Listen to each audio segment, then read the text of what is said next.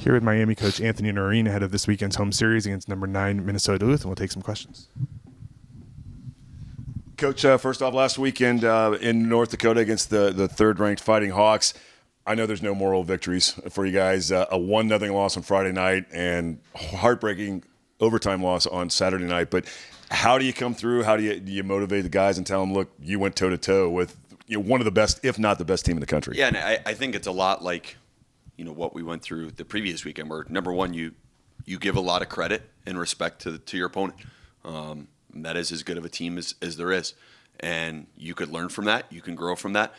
There are certainly, listen, we were in the fight in those games, and we were competitive, and it wasn't for a lack of will or want or hustle or anything like that. But there are areas we need to get better in, and that's the message. Like, we need to get better. Obviously, we need to get healthy. We need to make sure we manage our bodies, our energy levels. Every drill we do, every practice we do, every video session we do, we need to maximize those. We have room for growth still right now with this group, so we need to make sure we do that.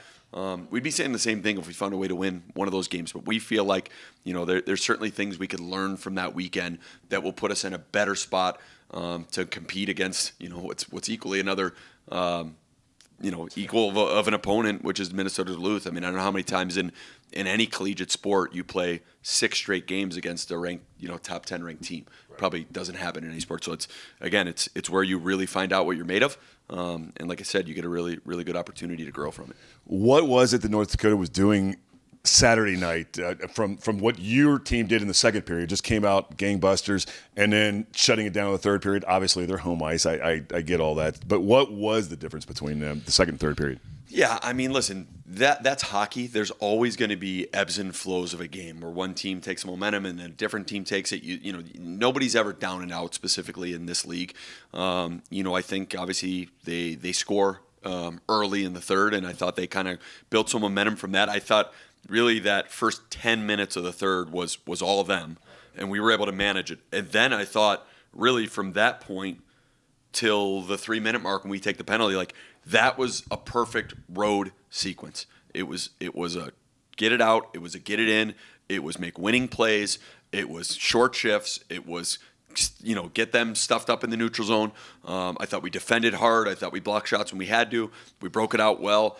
And then obviously they go on the power play, and they're a really good team, 6-on-4. They're going to be hard to stop 5-on-5, and 6-on-4 they're deadly. And credit them, they score. And but I think it's again a big part of it is they're highly talented, highly skilled, highly motivated. They play hard. They've got depth from the top of their lineup to the very bottom. There's no drop off. That's how you get to where they've gotten. That's how you have the history that program has had. And they are certainly all in on hockey. I mean, you feel it walking around that town. You feel it walking around that arena. So you credit them. And like I said, entire program-wise, you try and learn things from them, right down to the personnel they've got, where they get it from, how they develop their guys. It's humbling, and that's good for you at times. But I think for us, we certainly would have liked to have defended better at moments. We thought we made winning plays for the most part, but as we've said a lot this time of year, the margin for error is none. You never know which back check, which shot block, which, maybe making a winning play and putting a puck behind rather than trying to one-on-one, which one it's going to be that'll be the difference in a weekend. And now, as we've played, I don't know how many one-goal games it's been in a row, but it's every game. It's those moments that are the difference. So it's why we're on guys and about practice reps and habits and details and the way the locker room looks and all those things, so that you feel like you're prepared when those moments come up, and we'll continue to do those things. Not going to get into controversy of why it was called. Well, okay, you mentioned the power play that North Dakota got late in the game. So there had been very few penalties called in that entire game. That seemed like that was a play that was so far away from the puck, so far away from what was going on up ice. What was the explanation that you got? And then explanation of maybe why there wasn't a call in overtime. Yeah, I mean, it's a 2-minute penalty, and rightfully so. You're not going to get an explanation. The referees can't go to the bench every time there's a 2-minute penalty. I wouldn't expect them to. Listen, there was frustration on our side because we felt like the whistles had been put away, and the game was kind of policing itself. You still got to kill it off, even if it's 6-on-3. You've got to find a way, and they found a way to score. You hated that it was in the offensive zone and didn't really influence the play. And listen, no different than, man, there were some plays we didn't like our players made, or decisions that happened in that game that I didn't like that I made, or we made in deploying guys or game plan wise. And it's the way the game goes. But again, it comes down to those, that really small margin. I mean, that's what it is. One moment, one one change of momentum, one save, one back check. Again, I think it's what makes our league so competitive and so great, and why guys go on and have so much success from playing here. And I know this. Our guys are growing through this.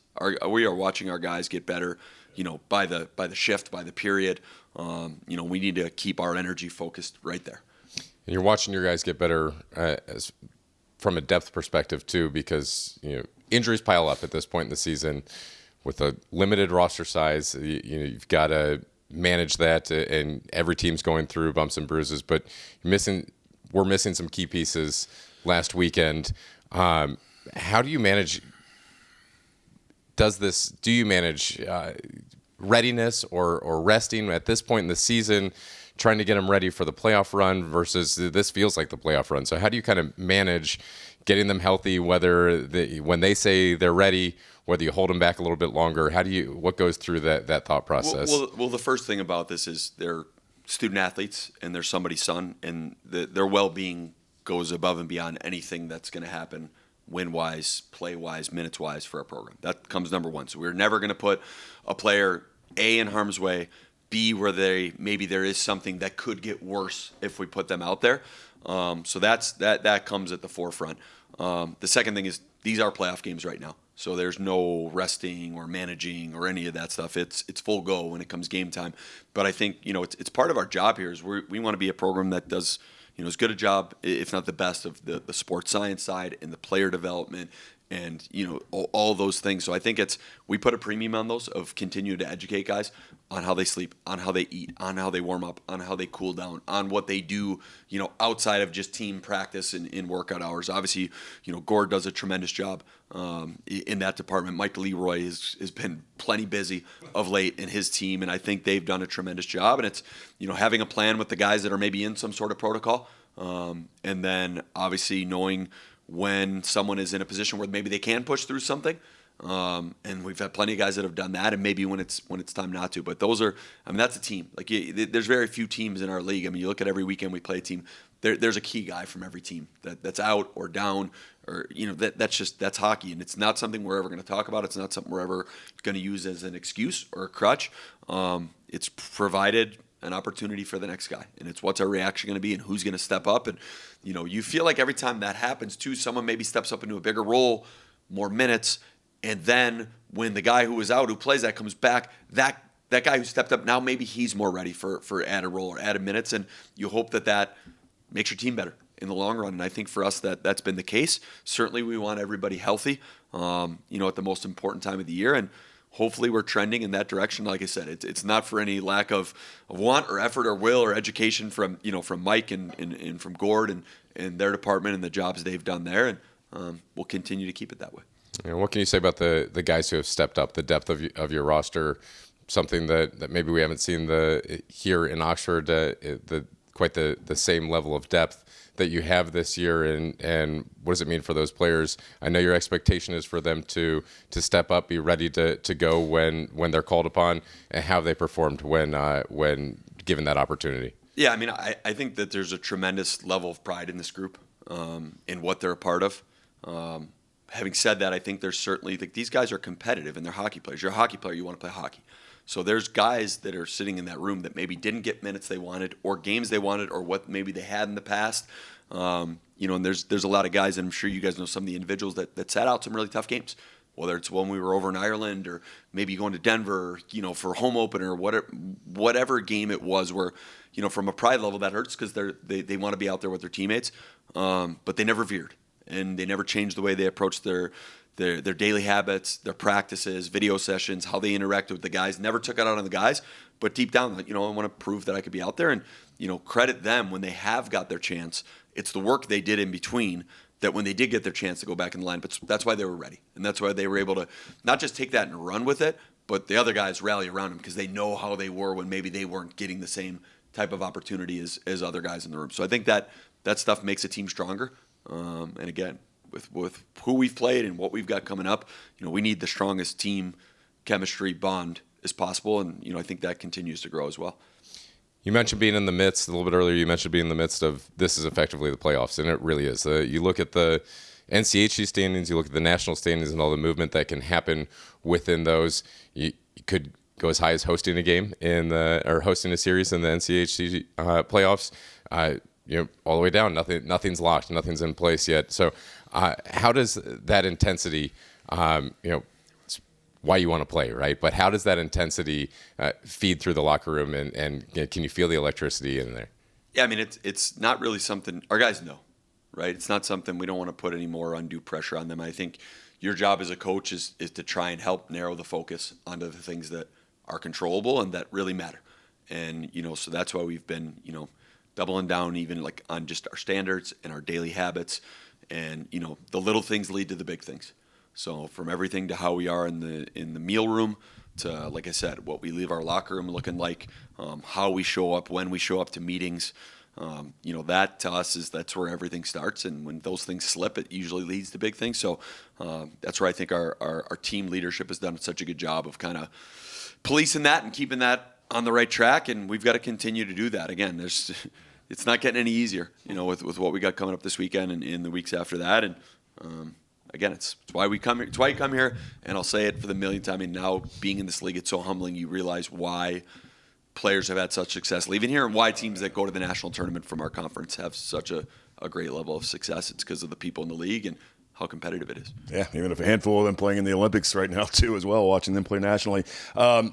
We'll turn to Minnesota Duluth this weekend. First off, though, it's also senior weekend. Always kind of like that bittersweet part of the season where potentially playing their final games in this building, maybe not playing their last games in this building. That's a little bit of a change than what we've seen in the last few years, though. But 6 players. But it's also a little bit different in this era of college athletics because some of these guys have been here from the beginning of their career, and then there's others that have come in. We got kind of 3-3 this weekend. Some guys that have been here for the long haul. Brayden Morrison, not quite his whole career, but the other guys. And then 3 guys that just came in for 1 year. So how do you handle that, the senior weekend? How do these guys kind of go into this week looking at it? Yeah, it happens fast, and that's what you try and remind guys. Like it goes like that, and one day you're going to be in those seats, and I know when you're sitting in that seat, what you're going to want the rest of the guys to battle like and work like, so that you go out the right way. And we can't speak highly enough about those 6. And I think whether you talk about the 3 that were here for extended years or the 3 that were here for 1 year, those guys are Miami. And you talk about graduating champions, boy, those guys are going to go on and do some pretty special stuff and represent this program about as well as anybody or any student athlete out there. So extremely proud of what they've done. Excited, to be with them here for this next little bit. Try and take advantage of every moment of that, and really excited to see what they're going to do in the future because I think they're going to write a pretty cool story, each of them on their own, when they leave here. Without a doubt, and wish we could have had more than 1 year with 3 of those guys too. They're certainly have meant a lot in the short time they've been here. Number 9, Minnesota Duluth coming in here this weekend, and probably unspoken in the locker room, but I'm sure everybody knows there's a chance to potentially move up into a home ice position for the postseason, something that has not happened here in quite a while. But how do you go into this weekend with that, knowing that that's on the line, but knowing that you're now playing for playoff seedings? Listen, I mean, we talked about how good of a team North Dakota was last weekend, and this is a team that beat them the weekend before that. They have the best line in the country. It's obviously statistically you look at it, and it's not just because of their skill. They work. It's a lot like North Dakota. Yes, they're skilled, but they work. You don't win national championships by accident. You don't make the NCAA tournament as many years as they have, before last year by accident. You don't have the number 1 recruiting class in the country like they did last year by accident. It's a team, a staff, an organization we couldn't have any more respect for. We know we've got to be good. We've got to be ready to go. We've got to be ready when that puck drops because we know they're going to be. And that's how you get to where that program's gotten. So, again, they're highly skilled all the way from the back end all the way up front, and they make you earn it. They work. They've got a unique situation goaltending coming in this weekend. Their guy that had been the number 1 guy, Adam Guyon, is right now over playing in the Olympics. Potentially could be back this weekend, depending on results later today. But then their backup is a guy you're familiar with, played here last year, Nathan Dahlmeyer. So what do you look at with their goaltending situation? Yeah, I mean, first off, great for them for allowing Adam Guyon to go over to the Olympics. What a great thing for their program, and what a great thing. Sure, a life-changing moment for that young man. So pretty special for him. And again, that's why you have 3 goalies and next man up, and that's why they recruited Ethan. They believe he could be the guy. I'm sure they've done a good job in working with him and developing him. And Again, it wasn't like there's a drop off since he's been the guy in the net, and they defend really well in front of him. So Ethan's a good kid. He's a competitor. He's gonna, I'm sure for him it's gonna mean a lot, and as it should. There's pride in who you play for, and he's playing for Minnesota Duluth. One final thing as well, a unique situation Friday night. Got to move the game time to earlier, 5:30. Gets a little bit out of the rhythm, but you've had some opportunities this year to play games at different times, earlier times. But it's also because basketball is going to be playing afterwards. The excitement level on this campus is at an all-time high that I can remember. So what is your plea to get fans out here for hockey at 5:30 before they head over to Millette for 8:30 basketball? Yeah, and I think that whole thing of the moving of our game and that, like, it just shows how lockstep our athletic department is with each other, like how much in lockstep we are with each other and how much we support each other. Like we don't want anyone to miss our game because they want to go to their game or miss their game because they want to go to our game. Like I think it's one of the really cool things about Miami athletics right now, and obviously, as excited as President Crawford's been about everything, David Saylor, has done an amazing job in supporting us, and Brad Oakland and their whole teams. Like it's a pretty cool Friday night. You have two ranked teams playing at home, and pretty good problem to have. So I know that there is a promotion going on where any student that comes to our game is going to get a voucher that they could use on food or drink at Millette after. I also know there's going to be shuttles running consistently from Coach Katie Arena or Goggin over to Millette. So I think that's something that, hopefully the students know, hey, there's no reason, like it's a Friday, the weather's great, come catch both games. Come see, as good as you're going to see in college hockey with two ranked teams playing and a number 9 team that we get to play against. And then obviously love to go see Miami basketball after that, and hopefully they keep their win streak going. Here with Brayden Morrison ahead of this weekend's home series against number 9 Minnesota Duluth, and we'll take some questions.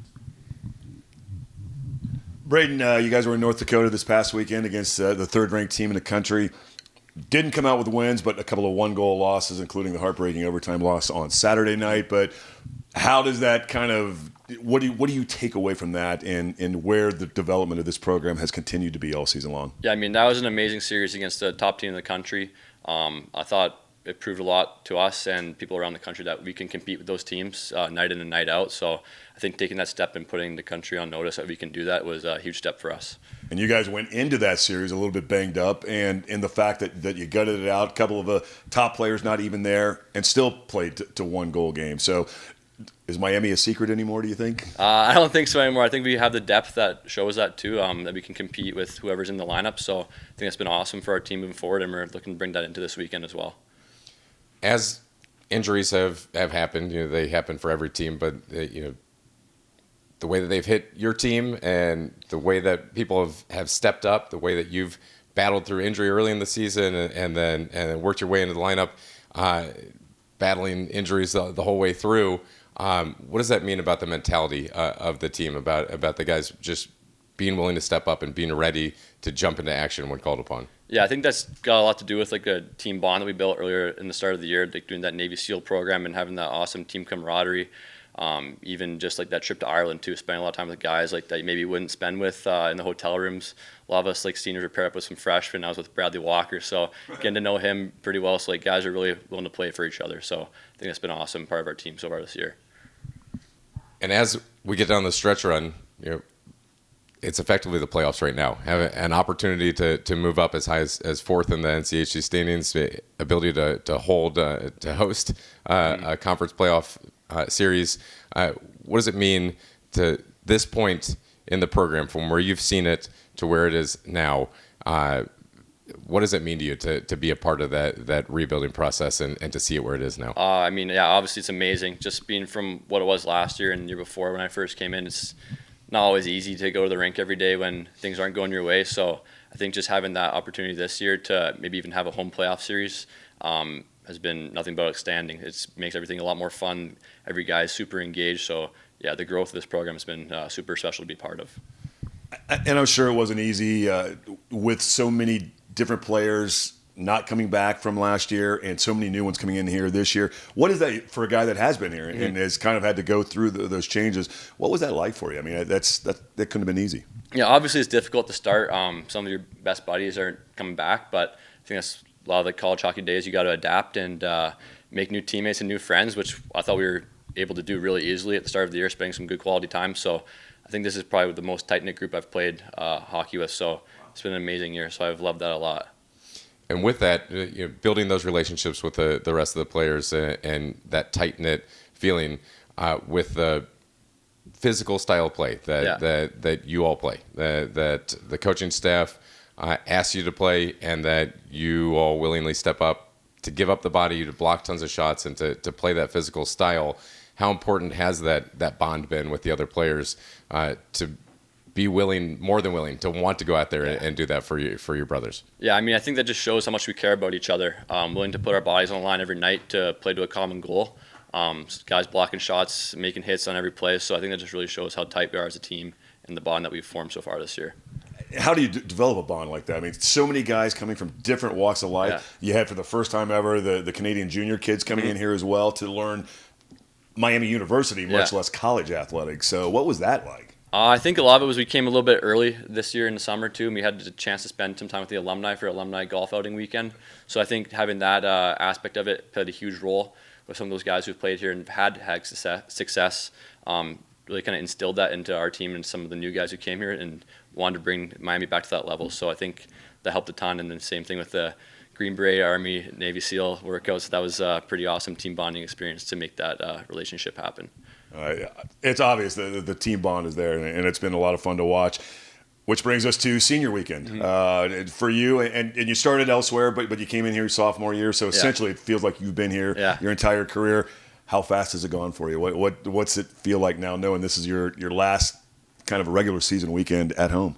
Yeah, I mean, it goes by fast. I remember my freshman year, I had a senior telling me, like, enjoy it. It goes by fast, and kind of just in one year out the other, but you don't really realize it until it comes to be. So, it's been super special spending my last 3 years here at Miami. This is home for me for sure, and it's been the amazing relationships I've made here with certain guys. So, yeah, I'm super excited and a little sad, but at the same time, it's bittersweet. Yeah. Let's hope maybe some more home games down the road. Exactly. That could potentially happen. And also this weekend playing Minnesota Duluth. The third straight weekend with a top 10 team, fourth straight weekend with a ranked team. So what your guys getting ready for this? You're proving to yourself, it seems like week after week after week, you're making new strides and making new memories, not even memories. You're just doing things that haven't been done for this program for a while. So what do you do coming into this weekend against a team like Minnesota Duluth? Yeah, I think just we're obviously excited. I mean, we love competing with high-level teams every night and every weekend. That's what the NCHC is all about. So, I think we're just excited to have the opportunity to make a jump in the standings here too and really show what we can do in this league and go down the road in playoffs as well. And one final thing, you kind of mentioned it a little bit earlier about having to say goodbye to some friends. So one of those former players is going to be back this weekend. Potentially, you could be facing him in net in Ethan Dahlmeyer. But they've also got a good guy, Adam Guyon, that's right now with the Olympic team and may or may not be here this weekend. So maybe another chance to play against another former player. It's happened, 3 or 4 other times this year? Yeah, it's happened quite a bit this year. Yeah, it's interesting to see. He's been doing well since Guyon went to the Olympics, so I'm happy for him, but we're looking to get the 2 wins this weekend and move on with that.